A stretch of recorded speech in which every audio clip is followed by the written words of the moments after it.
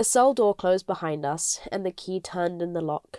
Romance was her suicidal substitute for action, fantasy her suicidal substitute for the real world, a wide world, and intercourse was her suicidal substitute for freedom. So now she speaks of the author of this fuck-ass book, okay? And she says that his privacy was created by his will and his wealth, premised on the priori reality of his physical freedom as a man. His fantasies were elevated to art. His visions were treated with bed rest. Emma, he had written, now knew the smallness of the passions that art exaggerated. So did he, choosing art over sex. Liberty in the world of fictions. He may have found distraction or the pleasures of male dominance in intercourse, but he found his freedom elsewhere. And she goes on to say that in the male frame, virginity is a state of passive waiting or vulnerability. It precedes and is antithetical to wholeness, to a woman existing in a way that counts. She counts when the man, through sex, brings her to life. In the woman's frame, virginity is a full experience of selfhood and identity.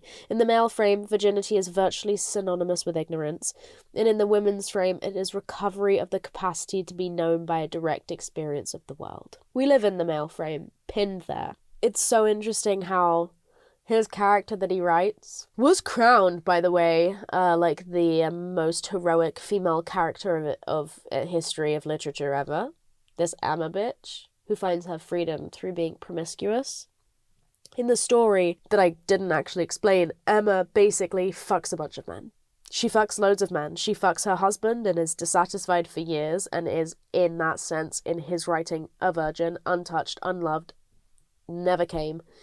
Did not bust a single fucking nut. Then she goes off, she fucks a bunch of men, she manipulates people for money, and she tries to kind of have power in that way, but ends up being discarded by these men. And he writes that in her sexual liberty, that is her freedom, essentially. I may have grossly misportrayed that, but anyway, the point remains the same, and this I know I have it right, is that even when she is a free woman, exploring her sexuality and she has reached freedom, it's still only through sex.